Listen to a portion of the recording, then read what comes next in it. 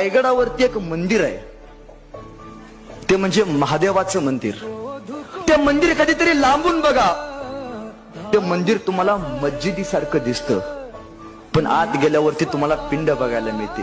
अहो, हे महाराजांचं स्ट्रक्चर होतं. का बरं असं बांधलं असेल बरं?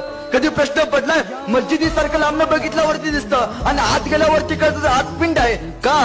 कारण शत्रू सैन्य आक्रमण करायची भीती आहे. राजांची बुद्धिमत्ता बघा. मी नसेल किंवा असेल, मी असलो किंवा नसलो, मी नसल्यानंतर सुद्धा जेव्हा जेव्हा रायगडावर आक्रमण होईल तेव्हा तेव्हा रायगडावरची प्रत्येक वास्तू जरी झाली तरी मंदिरातल्या पिंडीला हात लागता कामा नये, यासाठी राजांनी मस्जिदीचा आकार दिला आहे.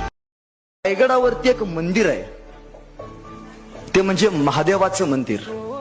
ते मंदिर कधीतरी लांबून बघा, ते मंदिर तुम्हाला मस्जिदीसारखं दिसतं, पण आत गेल्यावरती तुम्हाला पिंड बघायला मिळते. अहो, हे महाराजांचं स्ट्रक्चर होतं. का बरं असं बांधलं असेल बरं? कधी प्रश्न पडलाय? मस्जिदीसारखं लांब बघितल्यावरती दिसतं आणि आत गेल्यावरती कळतं आत पिंड आहे. का?